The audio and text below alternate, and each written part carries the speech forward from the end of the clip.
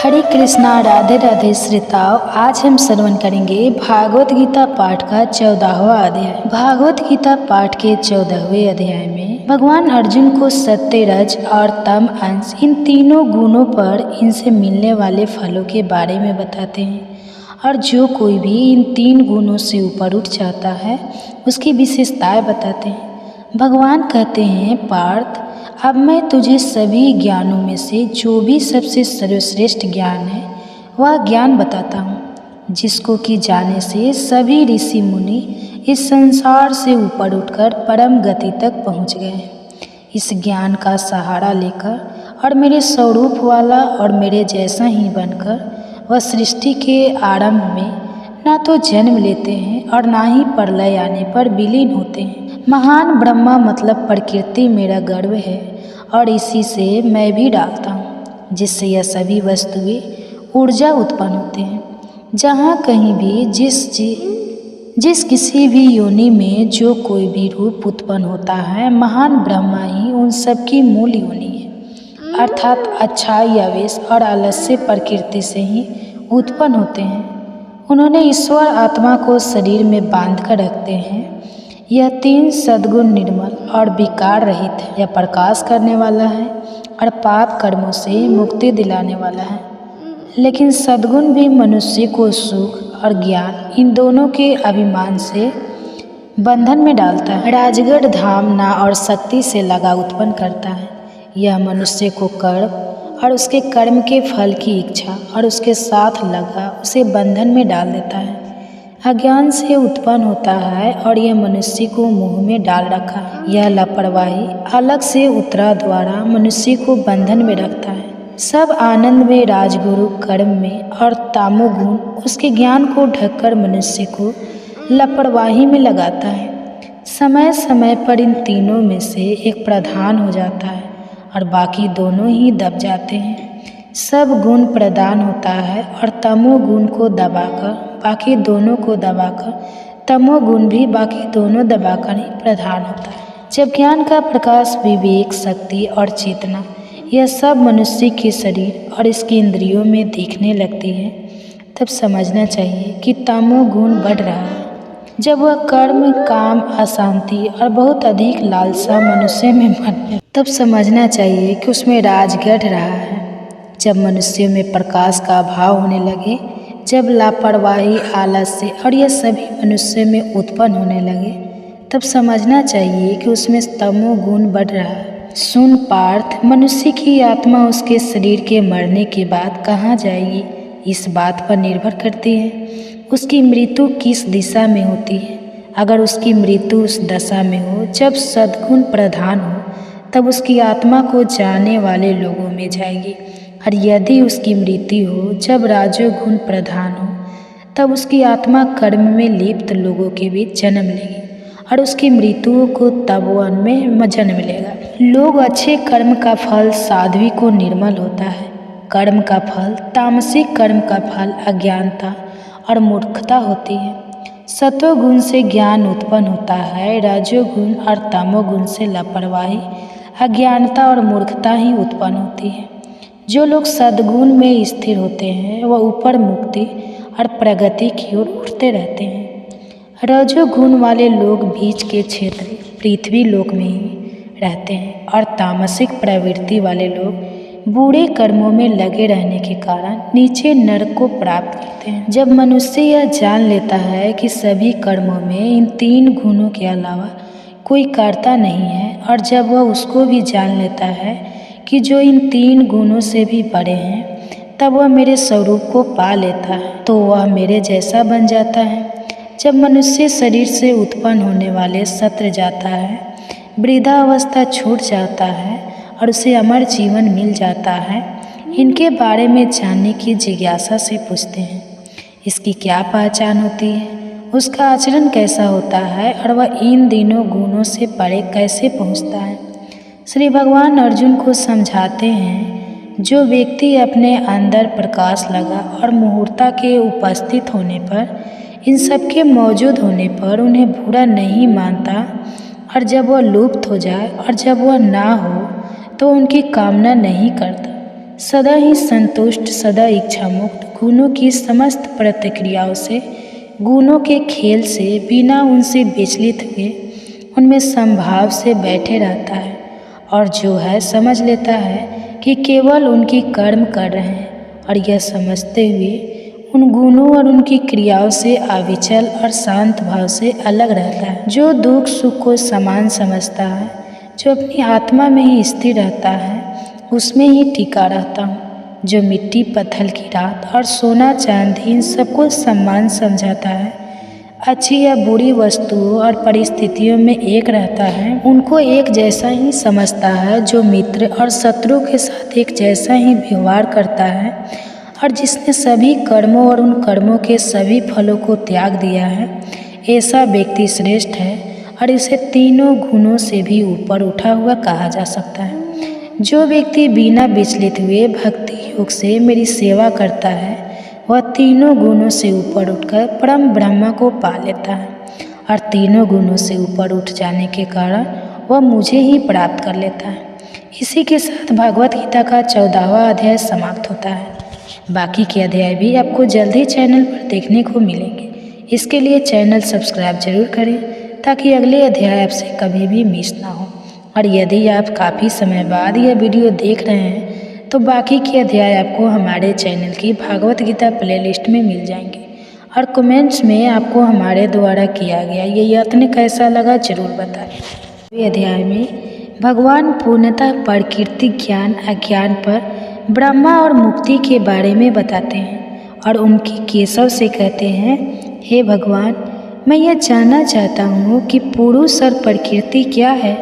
शीघ्र को जानने वाला उसका उद्देश्य भगवान और उसके बारे में समझाते हुए उनसे कहते हैं, कर्म किए जाते हैं और जो क्षेत्र के तत्व को जान लेता है, तत्वज्ञानी को क्षेत्र को जानने वाला क्षेत्र अर्थात जीवात्मा कहते हैं। सभी क्षेत्रों में मुझे ही क्षेत्र के समय क्षेत्र क्षेत्रज्ञ ज्ञान अर्थात पुरुष और प्रकृति का कारण समझा जाता है।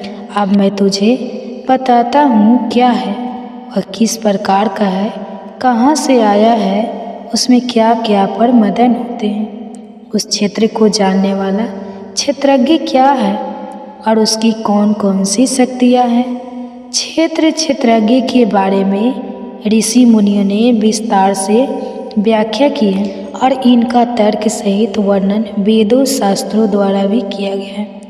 संक्षेप में उसके विचारों से क्षेत्र के अलग अलग भाग हैं।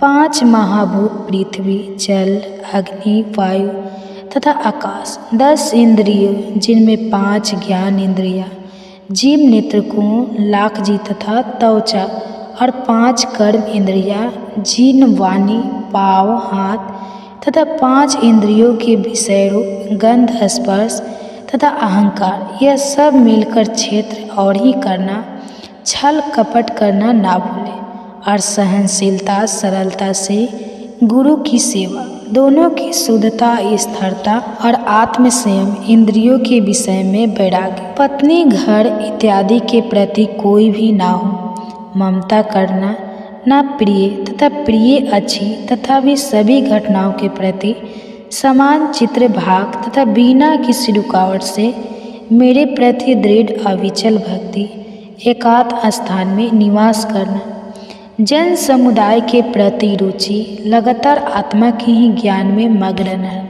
हर तत्व और हर सत्य परमात्मा को भी खोजना और समय परमात्मा को ही देखना, यही सच्चा ज्ञान है।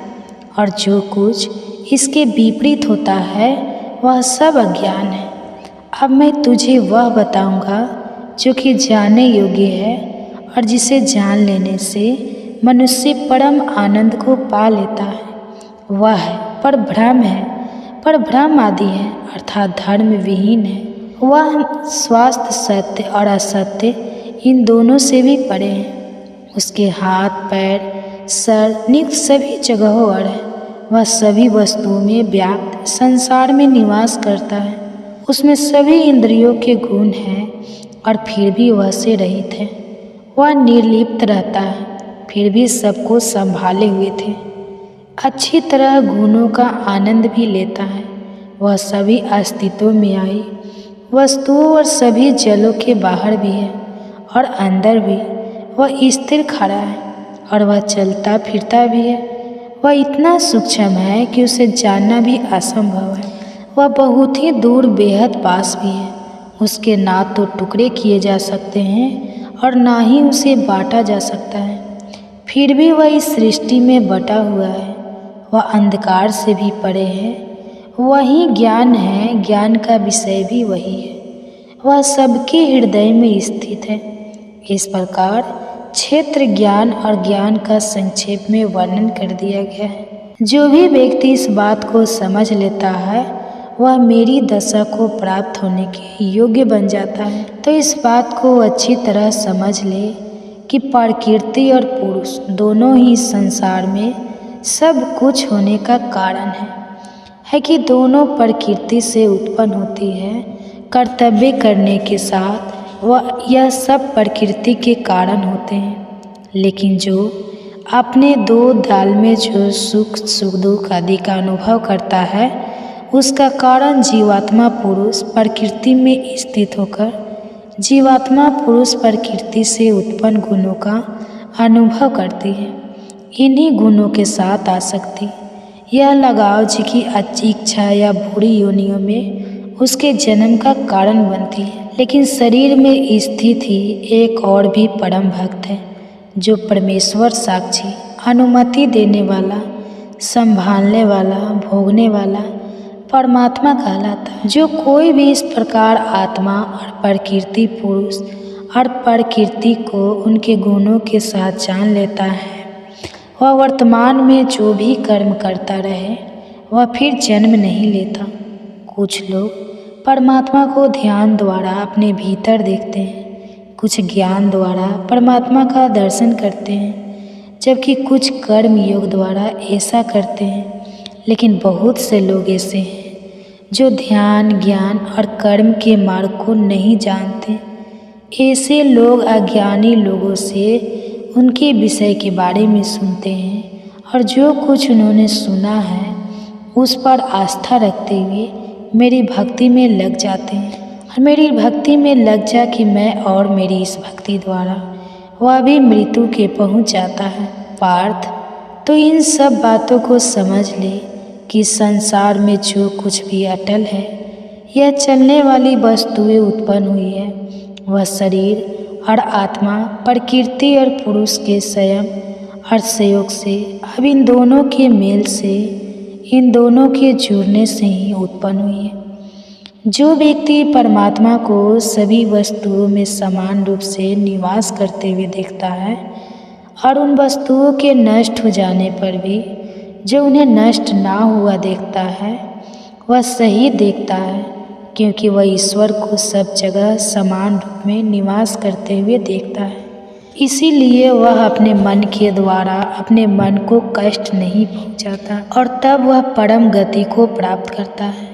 जो शरीर प्रकृति से उत्पन्न हुआ है और साथ में जो यह भी जान लेता है कि आत्मा कर्म करने वाली नहीं है, वह सही जानता है, वही सही समझता है।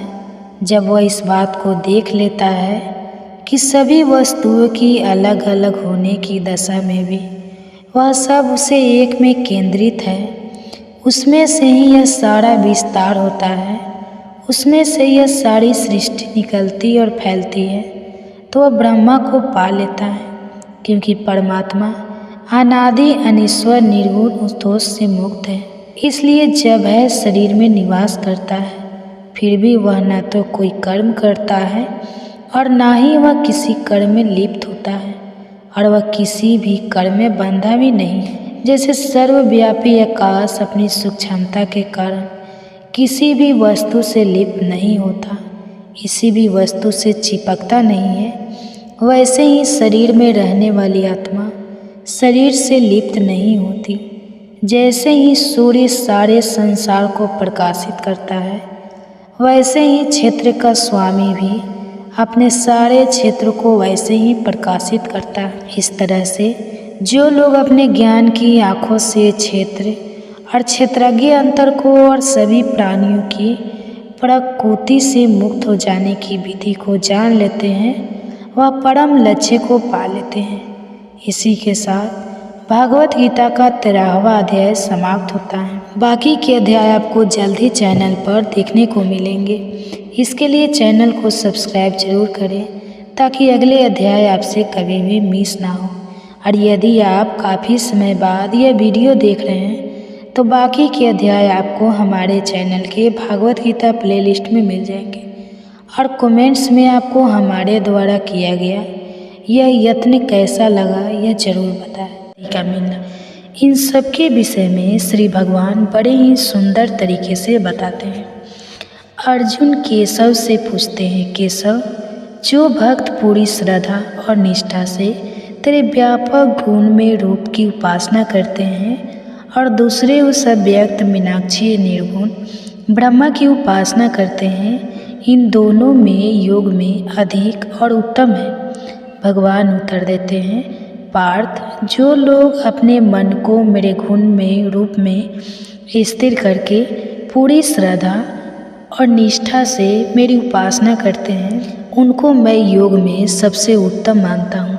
लेकिन जो लोग अपने सभी इंद्रियों को अच्छी तरह अपने वश में करके मन और बुद्धि से भी परे उस व्यक्ति और सदा ही एक साथ रहने वाले नित्य चल निराकार अविनाशी ब्रह्मा किन्नर की एक ही भाव से ध्यान करते हुए पूजा और उपासना करते हैं, वह सभी प्राणियों का कल्याण करने में आनंद अनुभव करते हुए सब दिशाओं और परिस्थितियों के समान चित रहते हुए बाकी अन्य लोगों की तरह ही मुझे को ही प्राप्त करते हैं। लेकिन जो अव्यक्त ब्रह्मा की उपासना में लगे रहते हैं, उनकी कठिनाई न कहीं अधिक होती है, क्योंकि गद्दारी प्राणियों द्वारा व्यक्त लक्ष्य प्राप्त करना बहुत ही कठिन है। परंतु जो लोग अपने सभी कर्मों में समर्पित करके मुझको उन्हें गुरु परमेश्वर में ही ध्यान लगाकर पूरी निष्ठा और श्रद्धा से लगातार चिंतन करते हुए मेरी उपासना करते हैं, जो अपने विचारों को सदा मुझे यह लगाए रखते हैं, उनका मैं व्यक्ति द्वारा सीमित इस संसार रूपी समुद्र से जल्दी उद्धार कर देता हूँ। इसलिए पार्थ, अपने मन और अपनी बुद्धि दोनों को मुझे यह लगा, उसके बाद तो बिना संदेह है केवल मुझ में ही निवास करता रहेगा। यदि तू अपने मन और चित्त को पूरी तरह स्थिर करके पूरी तरह ठहरा कर मुझे ना लगा सके या तो यह करने में असमर्थ है, तो तू आभ्या ग्रुप द्वारा अपने मन को एकाग्र और मुझ तक पहुँचने का प्रयास कर। यदि तू अभ्यास योग करने में भी असमर्थ है, यदि तू अभ्यास योग ना कर सके, तो मेरी सेवा को अपना परम लक्ष्य बना ले और मेरे लिए ही कर्म कर। मेरे लिए कर्म करता हुआ तो सीधा मुझे को प्राप्त कर लेगा। यदि तू यह भी करने में असमर्थ है, तो अपने मन और बुद्धि को वश में करके मुझ में शरण लेकर कर्मों से मिलने वाले सभी फलों को त्यागते ज्ञान अभिमान से अच्छा है, और ज्ञान से अच्छा है ज्ञान भरा ध्यान, और इस ध्यान से भी अच्छा और श्रेष्ठ है कर्मों के फल अत्याचार, क्योंकि कर्मों के फल का त्याग करते ही मनुष्य को तुरंत शांति मिल जाती है। जो व्यक्ति किसी से द्वेष नहीं करता, जो बिना स्वार्थ सबसे प्रेम करता है, जो दयालु है, इसमें अहंकार की भावना नहीं है, जो कि सुख और दुख दोनों में ही समान रहता है, जो धैर्यवान है, जो हमेशा ही संतुलित रहता है, जो अपने आप को मन और इंद्रियों सहित वश में रखता है, जो पक्के इरादे वाला है, और जिसने अपना मन और अपनी बुद्धि को मुफ्त में पूरी तरह समेट कर दिया है, वह मेरा भक्त मुझे अत्यंत प्रिय है, जिससे किसी को दुख नहीं पहुंचा और जो किसी के दुख में वितरित भी नहीं होता, जो संसार से नहीं घबराता और जिससे संसार नहीं घबराता, जो आनंद क्रोध भय ईर्ष्याई हर्ष चिंता इन सब से रहित है, वैसे भक्त मुझे प्रिय है, जिसे किसी से कोई भी आशा नहीं है, जो भीतर और बाहर से भी शुद्ध है, जो कर्म में कुशल है, जो चिंता रहित है, जो दुखों से मुक्त है और जो कर्म फिर किसी भी फल के लिए कोई भी कोशिश नहीं करता, ऐसा भक्त मुझे बेहद ही प्रिय है। जो ना ही प्रसन्न होता है, ना ही दुख मानता है, ना ही द्वेष करता है, ना इच्छा करता है, जिसने भले और बुरे दोनों प्रकार के कर्मों को त्याग दिया है और जो इस प्रकार मेरी भक्ति करता है, वह भक्त मुझे प्रिय है। वे शत्रु और मित्र में मान और अपमान में सर्दी और गर्मी में सुख और दुख में निंदा और प्रशंसा में, इन सभी परिस्थितियों में समान रहता है। जो लगन से मुक्त है, जो अपनी वाणी को अपने वश में रखता है और जो कुछ मिल जाए उसी में संतुष्ट रहा है, जिसे रहने के स्थान से कोई ममता लगा लुटा सकती नहीं है और जिसकी बुद्धि स्थिर है, ऐसा वह भक्त मुझे प्रिय है। लेकिन वह भक्त मुझे सबसे ज़्यादा प्रिय है जो पूरी श्रद्धा से अपना सर्वश्रेष्ठ लक्ष्य मानते हुए मुझसे पूरी तरह जुड़कर हमारे ज्ञान का अनुसरण करता है। इसी के साथ भागवत गीता का 12वां अध्याय खत्म होता है। बाकी के अध्याय भी आपको जल्द ही चैनल पर देखने को मिलेंगे। इसके लिए चैनल को सब्सक्राइब जरूर करें ताकि अगले अध्याय आपसे कभी भी मिस ना हो। और यदि आप काफ़ी समय बाद यह वीडियो देख रहे हैं तो हमारे चैनल की भगवत गीता प्लेलिस्ट में मिल जाएंगे। और कमेंट्स में आपको हमारे द्वारा किया गया यह यत्न कैसा लगा, यह जरूर बताएं। भगवान अर्जुन को दिव्य दृष्टि देकर उसको अपने दिव्य रूप दिखाते हैं। इस अध्याय में दिव्य रूप का वर्णन किया गया है। भगवान से निवेदन और भगवान की स्तुति के लोग, भगवान की कृपा का अवशासन, यह सब इस अध्ययन में बताया गया है। उसमें बताया गया है कि से विनती करते हैं, आपने जो मुझ पर कृपा करके आत्मा के संबंध में मुझे जो यह रहस्य है उसकी वजह से अपनों के प्रति ही गया है। मैंने आपसे वस्तुओं के साथ और भी अनेक विभिन्न वस्तुएं होने वाले गुणों के बारे में विस्तार से सब कुछ सुना है, जिसको कि मैं एकदम सत्य मानता हूँ और जिसे सुनकर मैं आप ईश्वरीय दिव्य रूप देखना चाहती हूँ। यदि आप यह समझते हैं कि मुझे यह दिव्य रूप दे सकता है तो हे भगवान की आप वह अपने कभी भी नष्ट न होने वाला दिव्य रूप दिखाइए। अर्जुन की इस विनती पर भगवान उस पर कृपा करते हैं और कहते हैं, लो तू बार तो मेरे सैकड़ों हजारों अलग अलग प्रकार, रंग और आकार वाले विविध रूप को देख लो। आदित्य को, रुद्र को, पक्षुओं को, दोनों अश्विनी कुमारों को और देवताओं के विपत अलग रूपों को देख और भी मेरे ऐश्वर्य भरे रूप को देख, जिन्हें तुमने पहले कभी नहीं देखा है। आज तो ये सारे जगत को, इस सारी सृष्टि को और इसके अलावा जो कुछ भी तू देखना चाहता है बस सबको तू मेरे शरीर में एक ही जगह तय देखो। लेकिन यह सब तू इन मालवीय आँखों से नहीं देख पाएगा। मैं तुझे दिव्य दृष्टि देता हूँ तो मेरे दिव्य रूप और मेरे ऐश्वर्य को देख। यह कहकर महायोगेश्वर हरि ने अर्जुन को दिव्य दृष्टि प्रदान की और उसके सामने अपना सबसे सर्वश्रेष्ठ दिव्य विराट रूप प्रकट किया।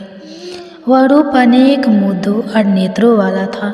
उसमें अनेक आश्चर्यजनक दृश्य थे। अनेक दिव्य आभूषण और की माला पहने हुए थे। उसने अनेक दिव्य शस्त्र उठाए हुए थे।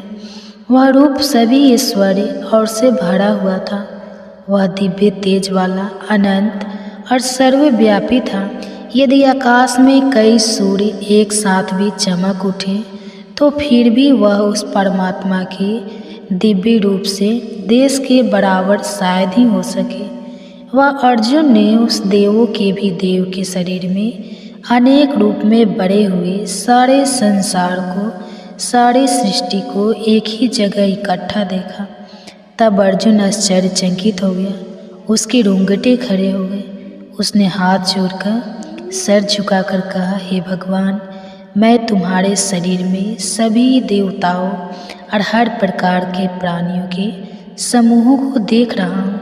मैं कमल के आसन पर बैठे विधाता ब्रह्मा भगवान शिव तथा सभी दृष्टियों और सभी दिव्य शक्तियों को भी देख पा रहा हूँ। मैं तुझे सब और अनंत रूपों में देख रहा हूँ। आपकी अनेक घोषणाएं और नेतृत्व हैं जो सभी ओर फैले हुए हैं, जिनका मुझे ना ही आदि, ना ही मध्य और ना ही अंत दिखाई देता है।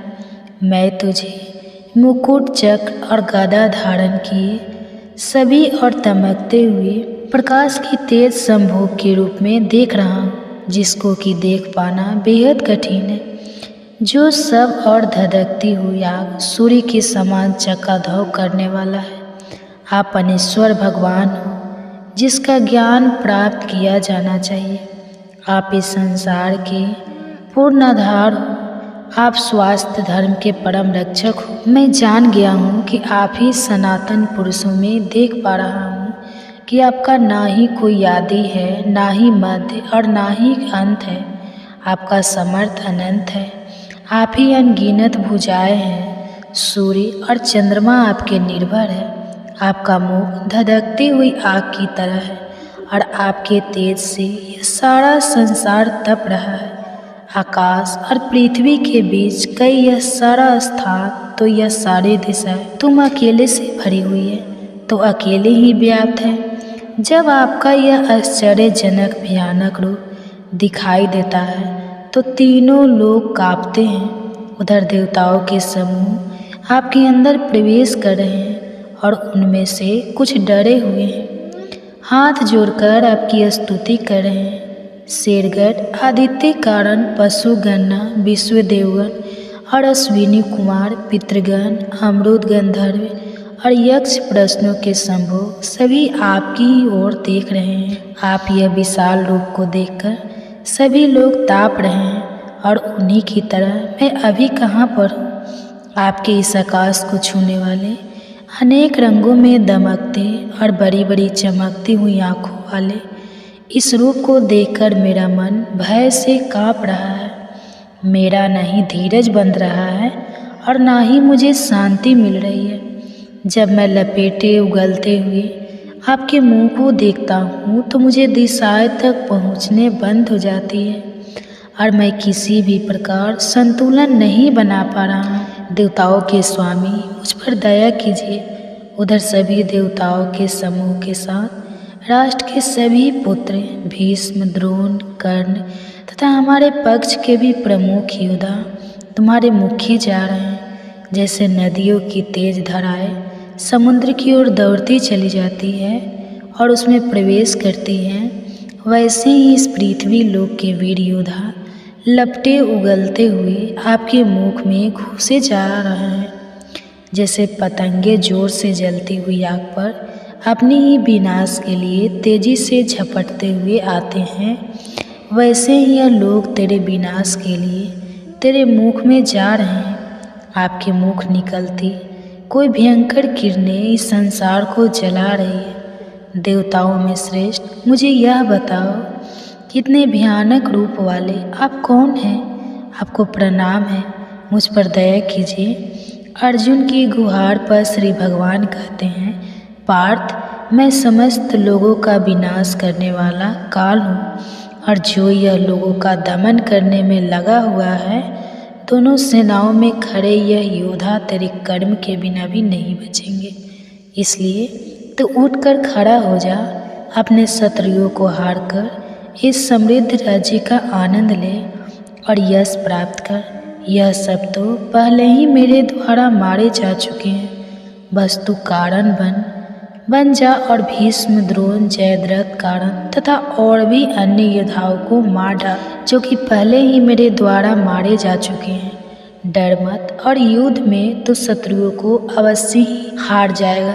लोग विश्व के इन वचनों को सुन तानते हुए अर्जुन ने हाथ जोड़कर कृष्ण को नमस्कार किया और फिर डर के कारण धीमी आवाज में कहा कि हे पार्थ, हे केशव, संसार जो दृश्य के गीत गाने में अनुभव करता है वह ठीक करता है और सारा संसार तेरे ही अनुरूप को प्राप्त हो रहा है। हे राक्षस, डरकर सब दिशाओं में भाग रहे हैं। यह संसार के स्वामी, आप इस सत्य को आप ही असत्य भी हो और उसके भी परे जो भी है वह भी आप ही हो, क्योंकि आप देवों में सच प्रथम, आप ही संसार का आश्रय हो, आप ही जानने वाले हो और आप ही जानने के योग्य भी हो। आप ही सर्वश्रेष्ठ लक्ष्य हो, आपने ही संसार को व्यक्त किया हुआ है।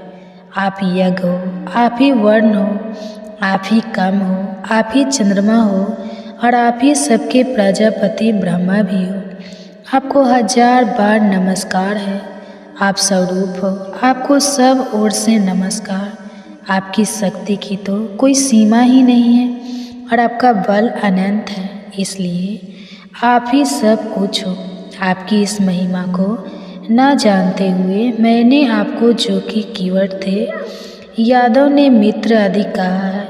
यदि मैंने कभी भी आपका अनादर प्रकट किया हो, इसके लिए प्रभु मैं आपसे क्षमा मांगता हूँ। आप तो इस जगत के पिता हो, आप ही संसार के पूजनीय हो। तीनों लोकों में आपके समान कोई नहीं है, इसलिए आपसे अधिक तो कोई हो ही नहीं सकता। इसलिए मैं अपने शरीर को आपके सामने झुकाकर आपको प्रणाम करके आप आराध्य प्रभु को पसंद करना चाहता हूँ।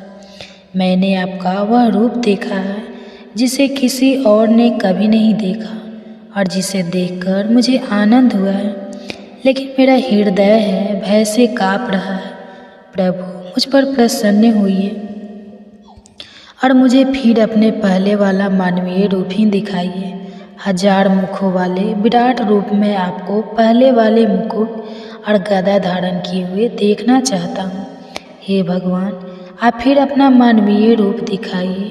और उनके इस निवेदन पर श्री भगवान उसे कहते हैं, पार्थ, मैंने प्रसन्न होकर अपनी दिव्य शक्ति से तुम्हें यह परम रूप दिखाया है, जो कि तेल से भरा विश्वव्यापी अनंत है, जिसे मनुष्य अभी तेरे सिवा किसी और ने नहीं देखा है। मेरे इस भयानक रूप को देखकर तू घबराएगा और विचलित फिर मत हो। वह को त्याग कर प्रसन्न होकर तो फिर मेरे पहले रूप को देख। वासुदेव ने अर्जुन को यह कहकर फिर अपना पहला रूप दिखाया और अपना मानवीय रूप धारण कर अर्जुन को धीरज हुआ। भगवान का मानवीय रूप देखकर अर्जुन शांत हुआ और उसने कहा, हे भगवान, तेरे इस रूप को देखकर बेहतर चित हो गया हूँ और अपनी संभावित स्थिति में लौट आया हूँ। तब श्री कृष्ण ने अर्जुन से कहा, पार्थ, तूने बिना वह रूप देखा है जिसे देख पाना बेहद कठिन है। देवताओं को भी यह रूप देखने की लालसा लगी ही रहती है। तूने मुझे अभी जिस रूप में देखा है, उस रूप में ना तो वेदों के अध्ययन द्वारा, न ही शास्त्रों द्वारा करना ही, कर्मकांड की क्रियाओं द्वारा नहीं, दान और राय कठोर तपस्या द्वारा देखा जा सकता है, लेकिन अनन्य भक्ति द्वारा मुझे इस रूप में जाना जा सकता है, सच में देखा जा सकता है और मुझ में प्रवेश भी किया जा सकता है। जो व्यक्ति केवल आपके लिए ही कर्म करता है, जो मुझे ही अपना लक्ष्य मानता है, जो मेरे ही उपासना करता है, इसे कोई भी लगाव नहीं है। जो किसी भी प्राणी के प्रति द्वेष की भावना नहीं रखता, वह पुस्तक अवश्य पहुंच जाता है। इसी के साथ भागवत गीता के 11वें अध्याय समाप्त होता है। बाकी के अध्याय भी आपको जल्दी चैनल पर देखने को मिलेंगे। इसके लिए चैनल को सब्सक्राइब जरूर करें ताकि अगले अध्याय आपसे कभी भी मिस ना हो। और यदि आप काफ़ी समय बाद यह वीडियो देख रहे हैं तो बाकी के अध्याय आपको हमारे चैनल के भागवत गीता प्लेलिस्ट में मिल जाएंगे। और कमेंट्स में आपको हमारे द्वारा किया गया यह यत्न कैसा लगा यह ज़रूर बताएं। तो मैं मिलूँगा आपको अगले अध्याय में।